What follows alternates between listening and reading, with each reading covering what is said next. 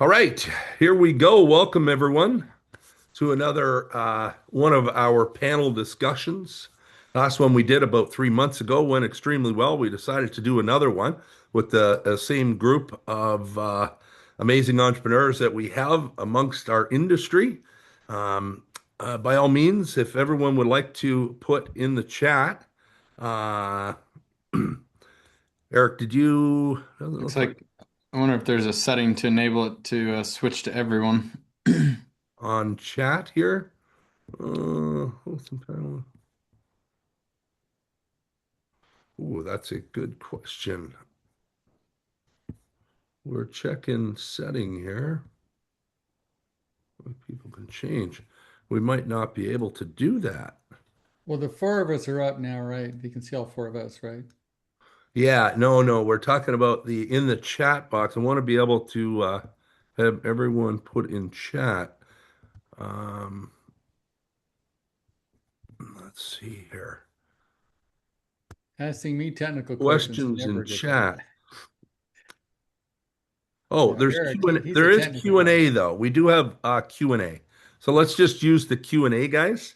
If you have any questions throughout, by all means, this is kind of an informal conversation that we're going to have on today's topic about becoming an efficient, effective entrepreneur. I'll get introduced here with our panelist, my top left corner, Spencer Powell, with Builder Funnel, founder and CEO, Eric Fortenberry, obviously founder of JobTread, and Paul Sanneman, founder of Contractor Staffing, and myself, Randy Stanbury, founder of Four Level Coach, and going into the new year, becoming the Four Level System. We'll get into more of that another day. Guys, I wanted to kind of get kicked off as we get into this conversation with our first question. And really, what we're just going to do is ask panelists some questions. We'll get into open-ended conversation. And then by all means, if any of our um, guests here want to add questions, throw them in the Q&A section there. So let's start here with, in your experience, what's the biggest misconception entrepreneurs have about becoming more efficient? So what's the biggest misconception about entrepreneurs about having or about being more efficient? Anyone jump on So I'll jump on. I'll probably disagree with Eric on this one because we had the conversation last time. it? I think more efficient people think I just need to work harder. And I think we need to work smarter. So it isn't all elbow grease. It's the 80-20 rule, right? 20% of what you do produces 80% of results. You got to figure out that 20% is. So I think the misconception is, well, to make more money, you have to work harder. And I don't think that's true. Well, Eric, you want to chat about that? There we go. You know, I love it. We got I some banter immediately. I certainly believe in working smarter as well. I think you got to focus on the right priorities. Hmm. Making sure that you've got goals set for yourself. Every day you think about what are your I like to call them big rocks. What are your big rocks that you need to make sure that you get accomplished each and every day? It's hard sometimes when you're getting pulled in a million different directions to decide what to do and what not to do, but I think kind of already figuring out for the day, I do this when I'm driving in every day, thinking about, what do I need to focus on? What do I need to accomplish today? I think that will, is really helpful. And then just, making sure that you also have systems set up, with repeatable processes, like anything that, is being done manually that can be done, automatically, I think is huge. I think a lot of people think that, they don't necessarily, they're too small to need systems, or they're too Hmm. small to, to automate things, or they don't have enough, need to do that. And I would say, well, I think, building a strong foundation early on is actually extremely important. And, figuring out things that can be automated, investing a little bit of time up front, even if you're not, doing that thing, too many times right now, but like as you grow and scale, you just want that system or that process to also be able to scale with you. And so, I think setting yourself up for success is extremely important. But, I I do also believe in, you got to work hard. I mean, at the end of the day, I work my tail off. I work, more than anyone else in the company, and I set the tone from the top. And I think that's just something that a great leader can Well, can inspire others. Is when people sometimes sit in yeah, that corner office or out golfing all day, yada yada. I mean, like I don't think I could work super hard for someone who's not even there, putting in the reps. Doing leading by example. And well, so I think it's you important to kind of do a little bit of all of it. I would agree with one thing here because I think yeah, you said by example, if you're working, they're working. But I was going to automate, you have to delegate, right? I mean, delegations, if not more important than automation, you got to have somebody else that you can have do stuff so you don't have to do everything. That's my opinion. So delegation is also critically Yeah, important. and I love what's come up here about we refer to it in the four level program about planning tomorrow today, right? So when we're coming in, are we letting our day just take us and the day runs with us, or are we planning the day before we get there? And I think builders, remodelers, contractors typically come in, we start our day, and man, there is so many things to do today that I can't even keep up. So I'm not necessarily planning well enough my rocks, as Eric put it, right? Well, Um, it's one once said the urgent always overcomes the important, right? yeah, and that's just it, right? Spencer? Yeah, I think I was thinking about just the original question, and I think part of the misconception actually is like what I'm hearing from you guys. Like the question was around becoming an efficient entrepreneur. When I think of efficiency, it's like how do I use my time to the best of my ability? But quickly, as you think about that, you're like, well, I could time block and I could, do all my meetings when I have lower energy. Like for me in the afternoon, I'd rather do meetings versus in the morning, I'd rather do like deeper work where I have to like head into a project. But all of that is kind of like, but if you're working on the wrong stuff, doesn't matter how efficiently optimized you are, like it's all about prioritizing. And that to me is more like effectiveness than efficiency. And I think if you can be effective by working on the right things and you layer in the efficiency, you can go really far. But honestly, I think if you just choose the right stuff, you can still be a little bit inefficient, like have Fair some enough. mistakes, some mess ups or whatever. But it's like, oh, but even with all that, I'm working on the right things. You're still going to move the Well, ball forward what fast. happens, Yeah. guys, a lot of time the right stuff is more emotionally difficult, right? It's like maybe you need to fire somebody, or maybe you need to make the phone call you don't want to make, or maybe you have a client who's difficult, right? And I think a lot of the reasons people don't do the right stuff, they do the urgent instead of the important, is because sometimes the important is emotionally difficult. And you'd rather like, well, I'd rather empty the trash than call that client who's giving me a hard time.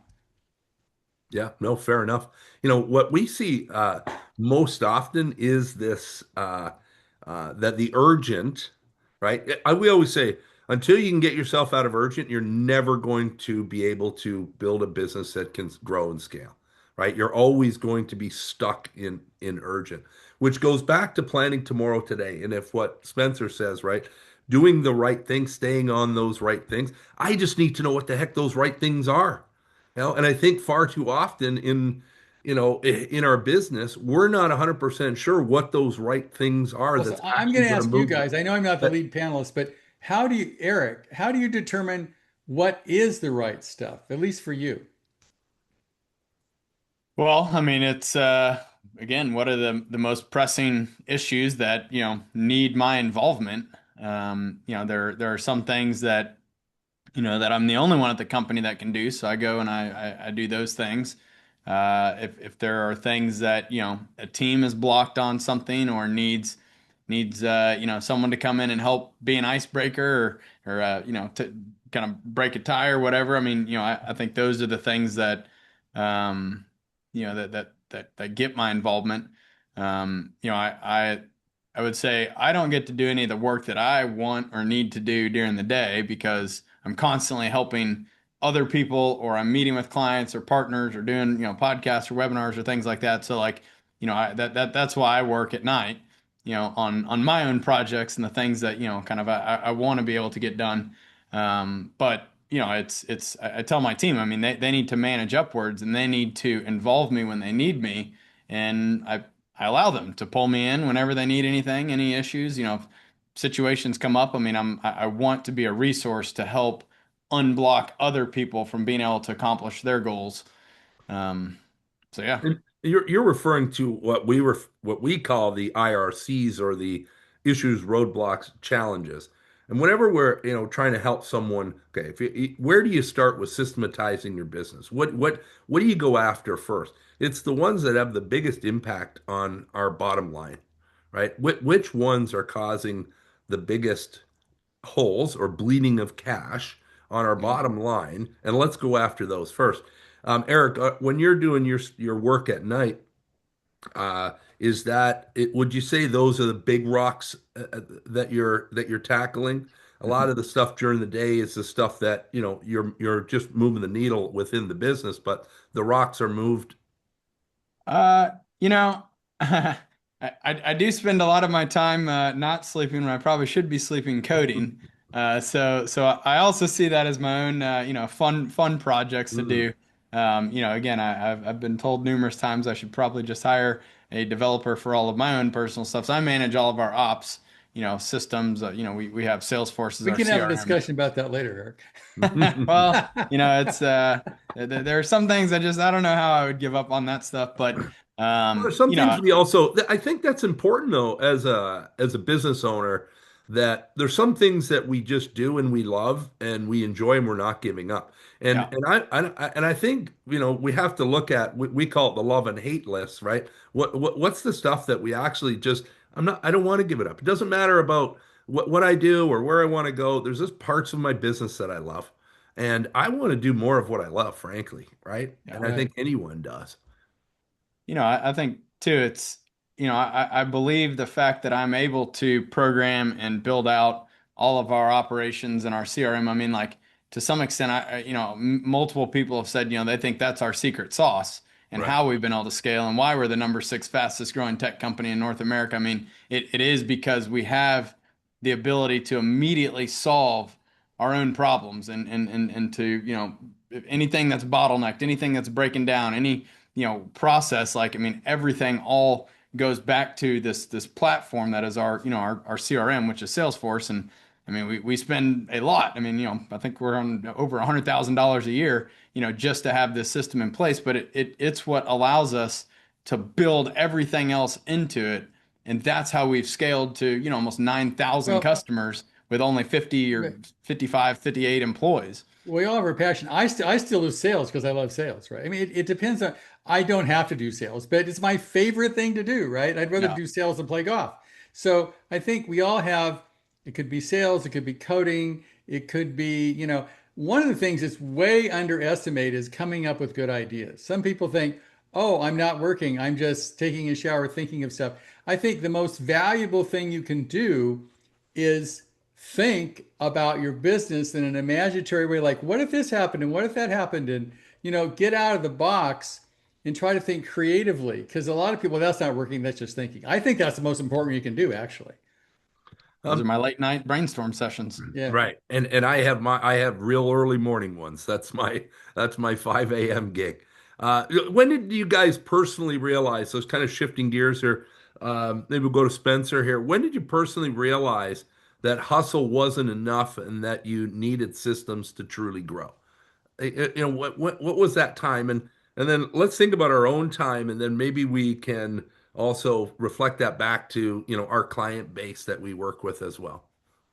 Yeah, I think I would imagine it's similar for a lot of entrepreneurs, but you like if you're the only one and you're starting the business and you're working around the clock, um, you realize like if this is going to get any bigger, like I have to give up something, and so then you make your first hire, you make that move, but you just hit a bandwidth where you're like you literally can't do more unless you have something that is code or is media that maybe has more like infinite scale where you could be a one person, we're hearing with Sure. AI, we'll see the first one person billion-dollar company. Like we probably will, but we're talking remodeling, custom home building, like you're going to hit a point where you can't do it all. And so I Well, think that's that natural tipping point.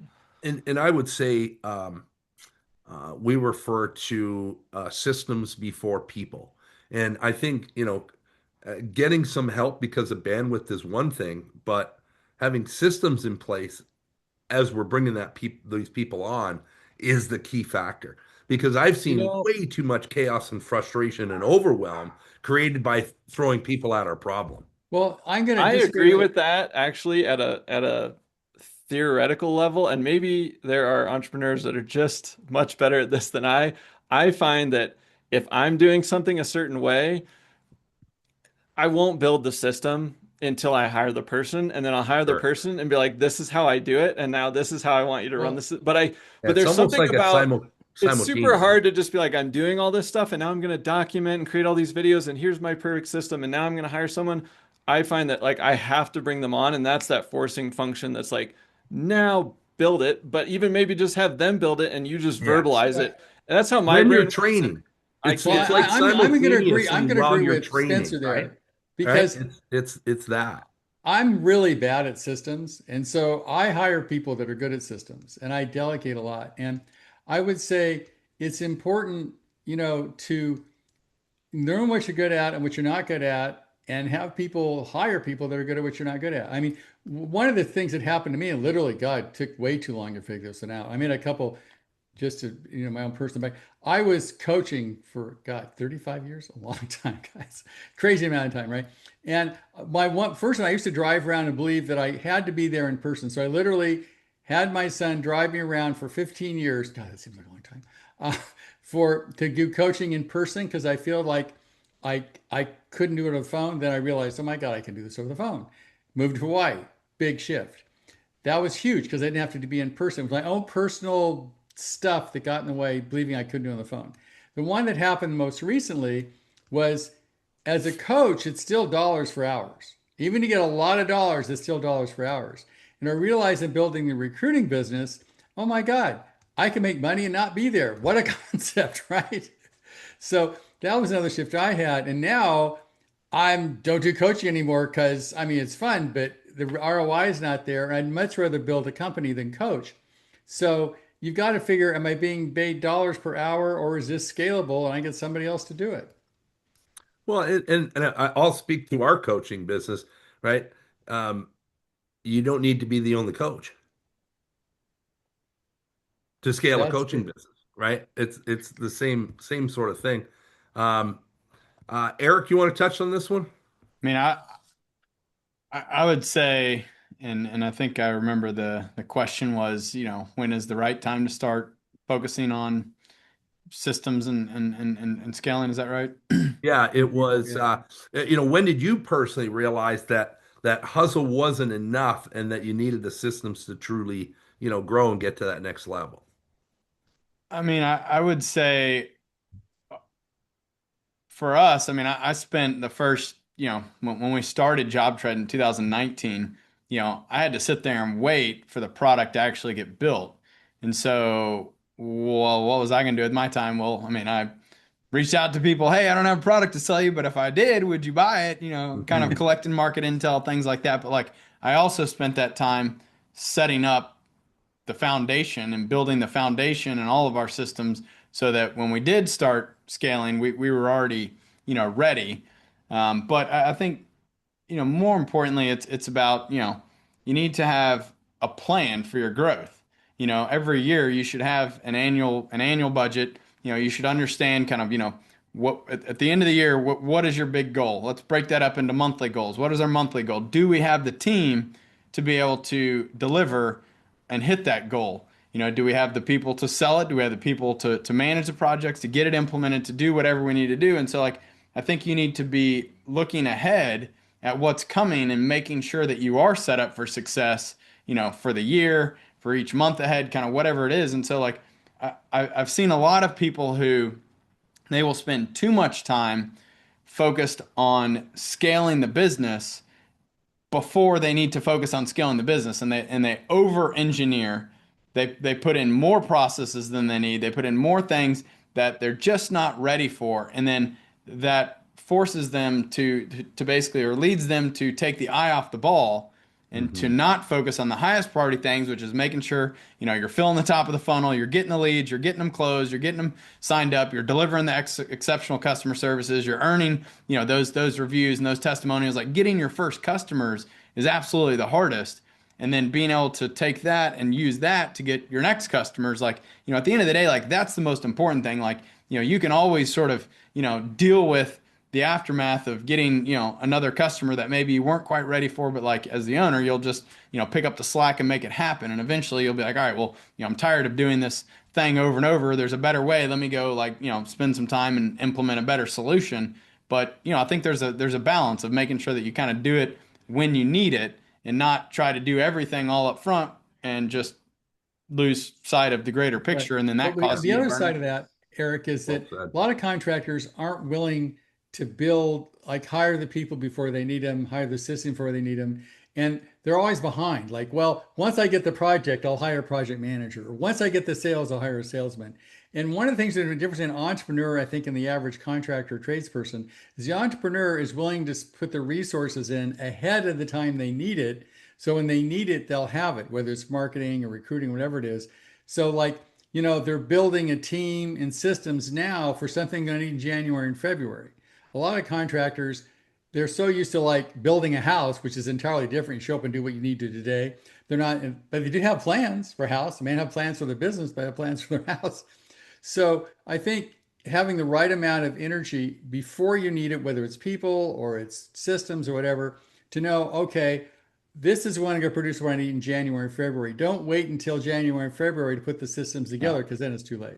Yeah. I agree And with that 100%. And I feel like Eric, you even just said the example. Like I was building the product, like you had to invest first in building the product, then you had to invest in, and obviously it was all your time, but you had no revenue, so you're investing all of that time at at no comp to yourself, to build the marketing engine and the initial outreach. And I mean, we find that in our business all the time is if you are planning to grow, I think a lot of entrepreneurs get stuck where they kind of get in this spot where they're comfortable. They're like, okay, I'm making a salary. We're profitable, but not like crazy. And then it's to get to that next level, like you were saying, Paul. It's like, well, if you invested in the person, now your profit goes down, maybe your pay goes down temporarily, but it frees up this chunk of time, and then you have to be diligent to reallocate it to go get more revenue, and then you'll see it come back up. But it's this weird thing where you're like, okay, I made it, now I'm comfy, and you have to take a hit to get up here. And that's where I think people get stuck, and I think it happens in cycles because you kind of hit these points where like, ooh, I gotta plow some more money back into this business, and what that means is my income goes down temporarily. Well, I think, and Eric has a you big advantage because he started a software company, right? And in a software company, you spend a whole bunch of money and a whole bunch of energy before you make a nickel, right, Eric? It doesn't Yep. like magically show up. And so he has that entrepreneur line, okay, I'm going to invest a 500,000, whatever you invested, get this all going. And I know I'll get the money back later. A lot of contractors, if I don't get paid that day, I'm not going to do it because it's like, why put money in now? I'm not going to get paid for 6 months. It's a different kind of mentality.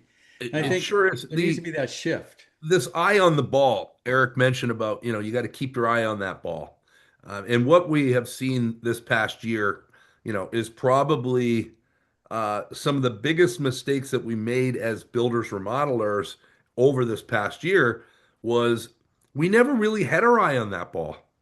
Right. The thing is, we didn't need to have our eye on that ball because there was plenty of work and the work was coming, and we've always had went by word of mouth, and we never needed Spencer necessarily to be filling our funnel as much as we did. Now, here's the truth. We always needed that if we're going to truly grow and scale a business, but we had enough business where we were comfy, as Spencer says, right? But then we didn't have our eye on that ball. We talk active lead generation to passive lead generation. And what are we actively doing? And that's what Eric's talking about, keeping our eye on this ball. And the truth is, anyone that's watching, listen to this, guys, we need to be keeping that eye on that ball, especially now and going into the new year. At some point, we're going to get this shift. The shift's going to come back up, but we cannot take our foot off that throttle of active lead generation and driving the business forward, right? So I think, again, when we look at where we spend our time and being effective and efficient, we've got to be going after that. Or there's no sense creating systems, as Eric had said, and I love that, is, over processing, right? We don't need to over process something that doesn't need that, right? So there's a balance of what we are focused on with the right plan. And Eric talked about a plan, this, annual plan. We like to do every 90 days. Of course, I'm sure we all do in our businesses here, the four of us. We're circling back every 90 days, right? Let's not take our eye off that ball. Let's shift gears to habits a little bit and to, what daily habits. So what daily habits or rituals have had the greatest impact on your ability to execute consistently, right? So what are some daily habits and rituals? Because we all have them. I mean, if we're high Well, I level mean, people entrepreneurs, are we have not going to daily like my habits. list, but can I give it to you anyway? Sorry? Right. So my list is I meditate every morning for like 45 an hour long. I run 3.5 miles a day. I work out every day. I probably spend 3 hours a day just working on me, whether it's education, meditation, exercise, hot tubs count, massages count, right? So I found that if I work on me and I'm all I can be, then it works fine. If I ignore that, like sometimes I take a trip, I don't eat as well, I don't exercise as much, I don't get my hot tubs, all that kind of stuff. I find I'm not nearly as productive. So that's what I do. Yeah, focus, right? All of that just narrows in on focus. Everyone else? Go ahead, What do you Eric. got, Spencer? Oh, okay. Yeah, I don't sure. think I'm a good. I'm not a I'm good. not I, following it. Nobody Eric and I wants are to definitely follow going to that one. disagree on this one. I can Yeah. tell you So that. I it's mean, fine. Yeah. Well, Of course, he's a little bit younger than me, so maybe that helps, right? well, I was just gonna say, honestly, I was thinking about that, Well, and Paul. where we are in our business too. Right. I Where think we the are in our season life, of we're in our life, I business. think the season of life that you're in does play a role in that. But also your goals. Like, I Fair remember the enough. last time we did this panel, like, Paul, you're on the like, I try to optimize for like freedom and flexibility and have a growing business. Whereas Eric's like, I'm trying to grow this thing to the moon and I'm working every minute I can. Like, they're both Time good and help. paths. It just Yeah, yeah. depends what you want. And so I think it's helpful to get the different perspective. I think I'm kind of somewhere right in the middle of you guys where like I have two younger kids. I want to be the pickup dad from school. I'm coaching them. I'm doing junior achievement. I'm doing those types of things. And I'm going to work as much as I can, but I've kind of drawn my box around family and said, this is what I want to dedicate to family. And then outside of that, I'm going to try to grow the business as much as possible. So I think you have to decide what you want for yourself. Like you have to make Yeah. that choice. That being said, if you are not earning a living wage and you're like barely scraping by, like you probably don't have the luxury of that choice. I know I didn't for many years. It was just like grind, grind, grind. And then eventually I think you get to a point where you have a few different options. So anyway, I just wanted to throw that out there Well, because so I no, think, Spencer, that's a chicken or egg issue, right? I mean, most people are in survival because that's what they've learned. That's what they don't think of, and it's just about, how can I pay the bills at the end of the month? They don't think about how am I going to accumulate 1 million in cash? It doesn't even enter their brain, right? So what you think about, you create, I believe. And I think if you're stuck in survival, it's your own fault, especially today. yeah, and It's then the and way you're you probably in a think. zone where you don't have that optionality, right? You're Where right. you're still grinding. But I guess back to habits. Um, I working out for me, like that increases my energy for sure. So several times a week, 3 to 6, just depends on the week. But for me, it's more been around um, trying to make sure a big percentage of my time is spent on, like Eric kind of mentioned bottlenecks earlier when we were kind of talking about prioritization. I found that like you either have like a sales and marketing is like where the gap is because you're like, wow, we just expanded our team and now we need to fill that team, right? So if you're a remodeler and you're like, hey, I could take on 20 projects, but we only did 12 this year, then sales and marketing is for sure the constraint in your business. Like you need to fill those extra 8. And then you fill those extra 8 and you're like, we're at max capacity and I've got a little more demand coming in. Now your thing is I got to hire and train and build the team. And so it basically just switches back and forth between kind of like bringing in projects and being able to deliver. And so I just try to make sure that most of my time is spent on figuring out how to look ahead to that next bottleneck and like start to work on it before we get there. Um, and I think over the years, like what I would say for habits is it's more about that, like the effectiveness than, oh, I'm trying to optimize every minute of the day. Like I like to learn while I'm driving. That feels efficient, but I also just like that's the only time I'm by myself. Like I have other stuff going on, family, and I'm not just gonna like sit here at my desk and listen to a podcast. Like I'm just gonna do that while I'm working out or while I'm driving. But I think for me, it's more just trying to be effective with the time that you're spending. And that's been the best. I call it a habit because it's hard because I think Randy, you mentioned it, and Paul, you might have too, but you want to work on the stuff that just like feels easy or comes natural to you, but it's like, nope. And so I just have like a little sticky note, where is it, right over here?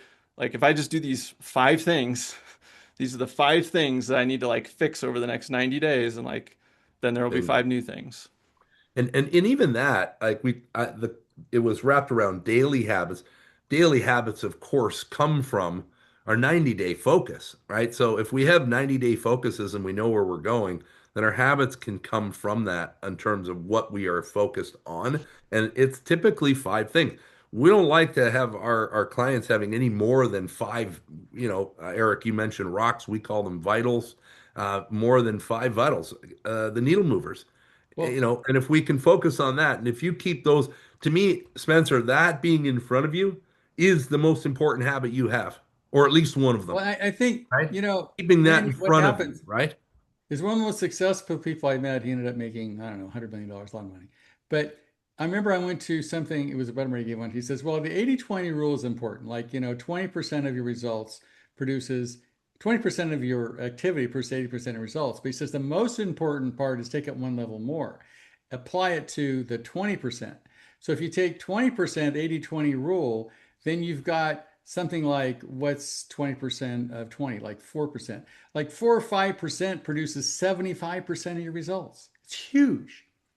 Which So means stripping away that 80% that is noise and getting in your way, right? right. Then if you take it one level more, and what's that 20%? If I apply the 80-20 rule to the 20%, you come down with 4%, which is like nothing, that produces 75% of your results. And you've got to identify what those are.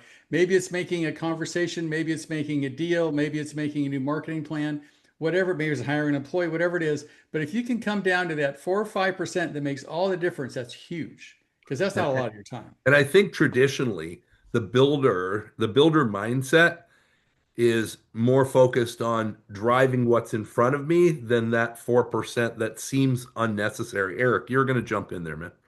Well, I mean, I do have I have a set of daily habits or rituals, if you will. The day starts the same exact way for me every day. So my kids will walk out the door with my wife on the way to school around 7:45. So no matter what, I have to make it downstairs to, at worst case, at least kind of help them get in the car and get loaded up. I try to get down to have breakfast or spend a little time with them, help out. I should do that more and better, but every day I wake up, I immediately get in the shower, I get dressed, and I go downstairs and just have to at least see the kids. I'd like to help and probably need to do better about that. But right after they're out the door, I got to go get my breakfast tacos pretty much every day. Like I do not start the day without some breakfast tacos. I need some eggs. Sometimes my wife will make smoothies. That's awesome. Still got to get my tacos. Just every single day. If I don't have that, the day does not start right. I need that energy. Usually grab a coffee too. And they are at every job trade boot camp or event, no? Yeah, That's right. there is a reason. Yes, Right. There's a absolutely. reason, right? Absolutely. And so, I think those things they happen, every day. I make sure I'm home to, again, sort of hopefully try to make it for dinner and or, the whole bedtime routine. I read to my kids every single night. We lay down, we kind of do the same routine, usually between, 7:30, 8:30, kind of get them down in bed. And then, after that, depends on the day. Every single Monday, I go and Alex and I'll work from usually around 8:30 to 9 p.m. till about midnight or, a little later. And I try to be in bed around, I don't know, 1 a.m. So that's kind of, every Monday. Like I don't think I've missed a Monday in years. Sometimes we'll do a Thursday, but not usually. And then the other evenings, I try to spend time with my wife. she loves reading books, so a lot of times I end up just kind of working some more at night. But it's pretty much a rinse and repeat. A lot of times on the weekend, that's when I do try to be much more intentional, spend a lot more time with the kids. Definitely probably sneak in some time on the computer here and there, and maybe a little more than I should. But luckily, my wife she goes to bed a lot earlier than I do, so I'm usually again I can pick up those nights pretty easily. But I would say I am failing at exercising. I know I need to be exercising. My doctors tell me year after year I need to exercise, and I tell them I plan to start. I do have a walking treadmill thing here at my desk, but again, so I know I'm not like the best example and role model in some areas of having a well balanced life. But at the end of the day, I don't know, something seems to be working for me, and I don't necessarily like. I don't stress about, how much time or what I'm going to do, yada, yada. Like, I mean, I live and die by my calendar. I have a link. I allow people to just schedule meetings. They show up on my calendar, and I found that just like, helps me to just during the day, make sure that I'm meeting with the people I need to meet with, doing the things that I need to do. I genuinely want to add value to other people and help other people. And, I think that it's important that you build a team of people around you so that whatever I do today, tomorrow, it doesn't really matter that I've got a team of people, I have a system and a company that can run itself with or without me, so that allows me to go and focus on and try to add, the most value that I possibly can. I mean, people ask all the time, like, how in the world are you so responsive to clients? I mean, I get text messages and Facebook messages and emails, like calls. I mean, like, and I try my very best to be as responsive as I possibly can. But like, I've set up the system and the company, and that gives me that freedom and that ability to do that. And I think ultimately, like, that adds a lot of value, even if I can't tell you exactly what I do, break down percentage wise every single day. Sometimes I wonder what I do too, but like, it's the most pressing thing that kind of comes up. I try to focus on those. Yeah, I mean, great answers, and they're all Spencer. I'll bring it back to what you said, man, which was so right. It's about your vision, your goals, and where you're going, and what stage of life you're in, and the stage of life cycle of your business currently, right? I think those all add to exactly what we're all talking about and doing. And And again, you know, obviously, all this reflects back on us as builders and remodelers in this industry. Contractors, tradespeople. We're all got to think about what is our own habits and rituals that are going to get us to our vision and goals. Um, Next one, I really wanted can to I ask ask one you. more question? So I got to talk to Eric. So it's interesting. I work between 5 in the morning and 1, and I'm always done at 1 in the afternoon. So I think everybody has their own circadian rhythms, Yeah, well, whatever it is. again, Paul, it goes back to, again, where you're at in your life and life cycle of your business. That's, Eric's driving a monster here, right? Right, Like, look where this thing's going. And the truth is, there is no number, Eric, right? Yeah. right. From our last week's conversation, there is no number, what I loved. In your opinion, guys, what separates founders who move fast with clarity from founders who want to move fast in chaos?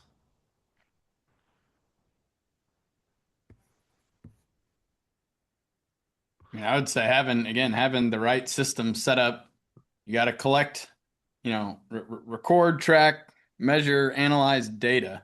At the Yeah. end of the day, like if you are making, and if you are letting your gut and your emotions cause you to just make these, fire from the hip type decisions, then you're likely not, that may work some, but like it, like to be, reactive to everything, I think leads to poor decision making. I think you need to, leverage data, make data driven decisions, make sure that you have thought through things. And I would also say like it's important to recognize that like, good ideas can come from anywhere, and so at the end of the day, like I think the most successful people are the people that have surrounded themselves with really smart, really qualified, experienced people who can help them make the right decision. I'm a firm believer in like, may the best idea always win. I don't care where it comes from. And so, like, I think you have to, again, build a great team of people that you can trust. And I think that team will help you move very, very fast, a lot faster than you can move on your own. But it'll also empower you to make sure you're finding the right ideas, and then and empowering your people to take ownership over those and enact Yeah. them. And I'm going to agree with Eric. I think it's two things, the right people and the right systems. If you have the right people without the wrong systems, they're going to spin their wheels. If you have all the systems in the world without the right people, they're not going to work. So if you have the right people and the right systems, you move forward quickly. If you're missing either one of those, it's chaos. Yeah. Uh, Similar answer, but I think before Eric started talking, the first two things that came to my mind were you need direction and you need great people. And if the right great people know where you're trying to go, like a lot of times they're going to build the systems too. And like not saying that you should not build systems yourself and show them the way. Um, but I also really like the addition of what Eric said, which is the data. And if you have the like information so that those people can make the right decisions. And I think the further I've come along in business, the more and more I'm like, oh, could we actually slice that data a little bit deeper and a little bit, and you're just Mm. like, you kind of, you just crave more and more of it because it adds a little level of nuance to your ability to call the right shot. And like, you're never going to call them all right, but if you have more data, you'll call a lot more of them, Well, and right. it's you're only as good as information. I would say that if you don't know how much money you made or lost every week and why, it's hard to move forward. Think also to piggyback off that, like, the teams that are going to move the fastest and most clarity they're the ones that are going to have the mission, the vision, the core values. Like, they know who they are. They've defined that.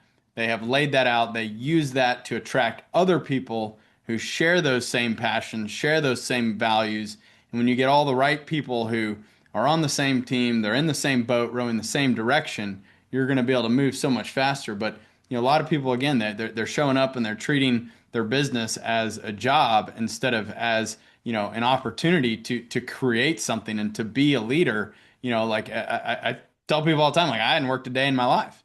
I literally, have a great hobby, and I'm so passionate about what I'm doing, and like, it doesn't feel like a job. It doesn't feel like work. It feels like I do exactly what I want to do every day, and that leads to me being very happy. And when you have a team of people around you who are also passionate and share those beliefs and those drives and those motivations, like, you can just go so much faster together. Yeah, and Spencer had said, the right people will help create the systems. And Yeah. what we find, A players that take initiative, to me, one of the most important traits of our team is that they take initiative. And if they take initiative, they will run with the ball, again, provided we have clarity on our mission, vision, and values. All right. So that clarity, no clarity, and this is, we have our 10 reasons why builders or modelers fail to grow and scale, right?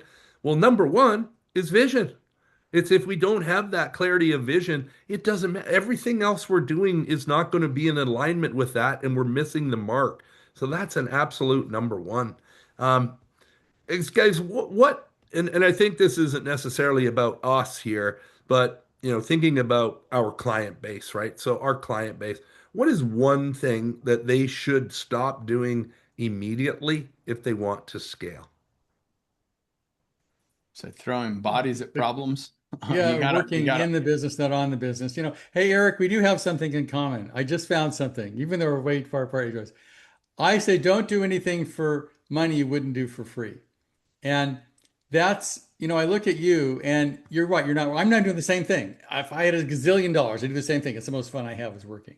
So I would say if you're not looking forward to going to work, you need to make some serious changes. Yeah. Yeah. Well, it's certainly uh, what we do is really hard, right? As entrepreneurs, like this is not easy. We better have our why figured out and our purpose behind it. Let's get back to that question. So, what is that one thing that our clients should stop doing immediately if they want to scale? Eric said, "Stop throwing bodies at our problem," and I agree. Um, where do you want to go with that, gentlemen? Yeah, I'm I in would the. say, go ahead. Go Hold ahead, on. Paul. Yeah, go I would hold on, say, Paul. Go ahead, Spencer. Spencer. I'm in the sales and marketing world most of the time, and so this is just very top of mind. But I would say stop taking forever to follow up with your leads. Mm. I keep bumping into people that are taking, a day, 2 days, a week to get back to leads, and then they're wondering like, why aren't we growing? Why aren't we scaling the business? And um, How important is speed to lead?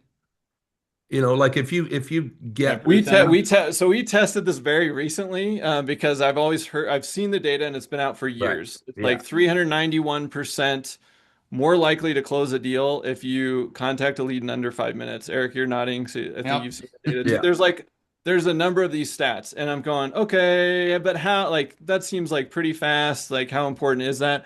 So we just tested it here on only our top of funnel leads, which are leads that are like downloading resources. So they're not requesting a call. Those were like on it, but everyone else were kind of like, eh. So we just tested text automation, and it was like a 4 minute delay, so it looks like a personal out. yeah. We 4x our meetings from that, and you're just going, well, that's Speed to right in lead. line with the 391%. So yeah, I mean, I would say just being faster to respond to all of your leads, and that alone, you'll get more sales and not spend any more money. Well, I'm going to And follow how up that, about speed. Go ahead. getting our estimates out a little quicker after that as well, which is that whole Get on board with process, guys, is taking, it's in alignment with Spencer's comment. that. But 100%. Yeah. yeah, Well, and speed to lead works in recruiting. We get back to people within 1 minute of the time they apply. And that is crucial. And people, you can't put an ad in Indeed, get back a week later. It just doesn't work. yeah, Speed same to thing lead is the applies. same thing in recruiting. It's like a minute, you're good. Longer than a minute, you're in trouble because it goes someplace else.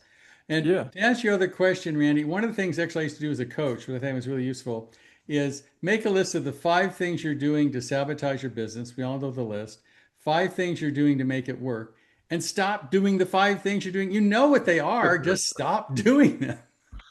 Yeah, and I think that the challenge is it's always bandwidth and time, people and systems, and I can't get away from doing those things because I feel like they're critically important to what I have to do, but I don't necessarily know how to get myself out of that, which is Yeah. getting out of urgent.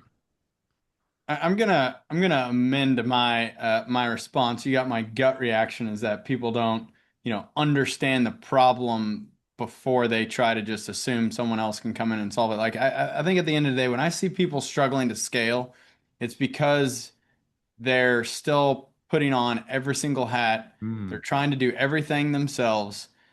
They are the bottleneck. And Oh, and yeah. and I've had my team come to me and say, Eric, like you're the bottleneck. Like things are every decision, seems to have to go through you. And like, like I very intentionally said, like that is not my intention at all. I don't want to be the bottleneck. I want y'all to move forward. And if you need me, bring me in. But like, I think that like as entrepreneurs, it's very difficult for us to learn to delegate and learn that we have to trust those around us. And so, I think when you can find ways to build a great team of people, you need to be able to trust them and, figure out, what you can do and only you can do. Keep doing that, delegate out the rest, and then just trust your team like that. Like in order to build a successful, scalable business, you will need a team of people. Like you just there are no, just There's no other way to do it. yeah, it's just paramount. Like you got to do that, and so like it's very hard for people to sort of have that mind shift and have that realization. And there's always a million reasons why. And Paul probably hears more than any of us about all those reasons why they don't know if they should hire that person right now. Like again, be very strategic about it. Plan for your growth, plan to put a team in place. And you're going to be so much happier and more successful when you get other people on the team working together to help you Well, accomplish your and goals. Eric, I would like to go off of that, the trusting, right? Because I think one of the hardest things as entrepreneurs, and we see it every day, is being able to trust and let go. Um, Yep. and and no, this trusting and let go thing is real. It's huge. It's so challenging, but we have to have our KPIs, our metrics behind us, right? So Eric talked about a lot of data. When we have the right data, Spencer slices data more and more as he is going deeper in his business. So there's a big piece of, and there's another great question I think that'll lead right into this perfectly. But it's that trusting and letting go. Here's the thing that I have seen too often happen is when we trust and we let go, we allow people to do what they do, and then they make a mistake, we then go beat them up, right? Do not do that. Stop that Well, immediately. Let people make mistakes. Let them fail. Let them learn. Let them grow, right? Empower them to do more of it, right? I'll tell you Encourage what's that. worse, That's worse, part of the worse, Randy. process, What's worse than that is you don't trust them again. That's really right? it. In other words, Well, you don't trust them everybody, again. when I was in coaching, the big issue is, well, you should have a project manager trust in the right decision. I did that once 5 years Oh, yeah. ago. The guy lost me $50,000. I'm And never I'll going to never do it trust a again. project manager again with an estimate. That's not a good decision. Right. But the project manager that made a mistake is never gonna also never going to want to make another mistake either. So we create a big problem there. So this question leads right into it. I think it's perfect as we get closer to wrapping up here. What leadership, or sorry, yeah, what leadership habit? So a leader, as us as leaders, and there's a big difference between managers and leaders, right, guys? Right. So what leadership habit instantly elevates team performance and accountability? I'm going to go find amazing people that are smarter than you are and let them do their thing. Just, find the right people and trust them to do a good job. I would say to recognize your people for their Mm, accomplishments, for the results that they deliver. I've learned yes. that, money and a salary and all of that. I mean, that's just table stakes these days. If you really want to motivate people, you want to keep people, you have to show that you genuinely care about them. Appreciate them. You recognize them for their results, for their accomplishments. I think one of the things that we do that, is just huge is like we have a team lunch every single Wednesday. And the very first thing I do at team lunch is I read out of this, it's a little anonymous who's kicking ass box, and anyone on the team throughout the week or even just right before can submit anonymous notes about someone that they saw do something awesome, whatever it may be. Yep. And I read those out to the entire team. And it's that little act that I think just really it reinforces like, man, you're awesome. Like somebody went out of their way to recognize you for that. Like now the whole team knows about that. And I think that reinforces, those results, those going above and beyonds, the bending over backwards, the doing whatever it takes. Like, I think you got to recognize your people and show your appreciation for them. Eric, tell me that doesn't create, a fire throughout the business week to week of people wanting to be recognized for doing great things. We call it, that thriving, right? We Oh want a yeah, team of people that want to be thriving here. yeah, Right. And you absolutely. tell me that's not a fire that just burns. I mean, that is fantastic. And as you add and build your team, as you are in the at the speed, I mean, come on. Spencer, I'm sure, what's leadership habit? I think as you said, leadership and management are very different, and I think leadership, the lead by example is tough to beat, because people they're gonna watch how you operate, how you run a meeting, how you Hmm. go about your role, and you may be doing different stuff than everyone else, um, but they are gonna watch and they're gonna say, "Oh, that's how we do things here," and so. I think that is one of the best ways. Now, management is different, and so that's a whole bucket, Mhm. and probably won't have time to get into it in the last 6 minutes. But I also, just to add on to what Eric was saying, we do a similar thing where we do core value shout outs, and I find that that does go a long way. Like, hey, these are our core values here at Builder Funnel, and people each week we're saying, I'm shouting out these different people. They really express this core value. I find that that goes a long way. But then with other achievements or milestones, or especially if there's like little bonuses or kickers tied to like outcomes that you're looking for, what we've really started implementing recently that we found is much, much more effective is the time delay, like trying to eliminate that time delay. If someone like I don't know, did something where there's like a little $25 kicker, $50 little bonus or something, like boom, it's already in next week's payroll. Like keep an eye out for it. And we've made the mistake in the past, kind of adding like there was too much delay in there, and we found that that just kind of brought it Mm. down. So I think one thing you can do too from a leadership perspective is Eric kind of said, hey, salary is table stakes, and so if you have these little other like we're doing this and this is okay. I really want these few outcomes out here. And I wish people would just do them, but it's close to their job. It's not their, it's like, just put a little incentive in place and then watch like people will, but then they'll know, oh, this is really important. There's this extra little thing in place. And so I think from a leadership perspective, you can identify where do I want to move the needle, and you can kind of direct everyone there with some things like that. And it doesn't always have to be monetary, although I we would all like know to that. one thing, and I think everybody in this room, you have to genuinely care. I don't know how you put that. It's from your heart, not your head. It's like you really got to love or care about your people, and they're going to pick up on it in a lot of ways. And I think everybody in this room does. But if you don't care about your people, they'll figure it out, right? Yeah, and I want to touch on that management to leadership thing, and then I've got a final wrap up question for us here. Um, we look at management as getting things done by force, right? And leadership is getting things done by empowering. And really, I think what I'm sure we all do, and I know your businesses well enough to believe this is true amongst us, is that it's like using a watering can as opposed to the hammer. The hammer is management. We get things done by force. Watering can is leadership. It's empowering. It's having people grow and become more than they ever believed was possible of themselves. Now, when we can provide that for them within our business, I think we create, well, Eric mentioned about keeping people, right? Like it's important that we keep really good people here. We need these people to continue to grow and scale this business. It's critically important. Well, we better be watering them along the way and helping them become something they never believed was possible. That's what I think honest, true leadership at the end of the day becomes, and how we go to a level that we could have never gone before with, just people. Because it's not just people, it's leaders, creating more leaders. Final question here as a wrap up. Um, as we wrap here, is what's one belief? Maybe we can get this from each of you guys. One belief every entrepreneur should be walking away from today. What's that one belief we should be helping them walk away with today?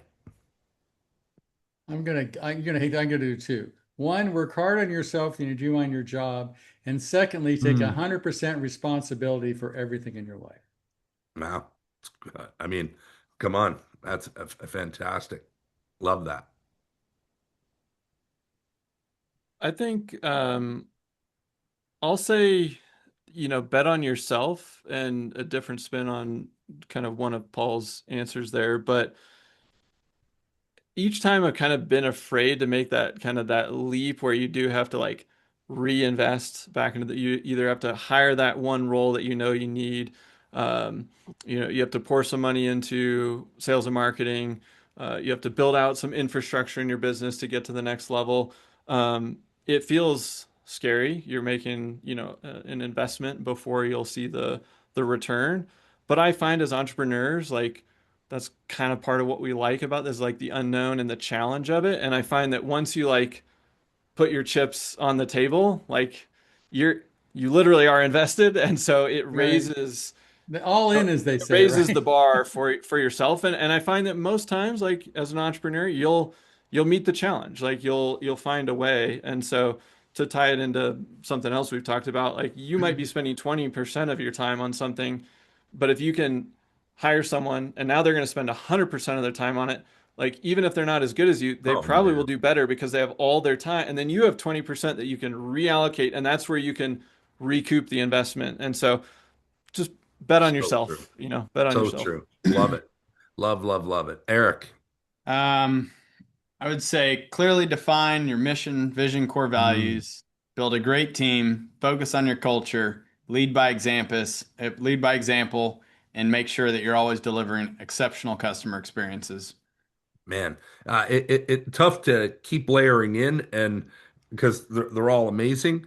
Last one I would say is that for me is the past does not equal the future, right? So what's happened in the past, and Paul had talked about a PM that made a mistake and we got rid of him. It cost us 50 grand, and that past is now dictating our future.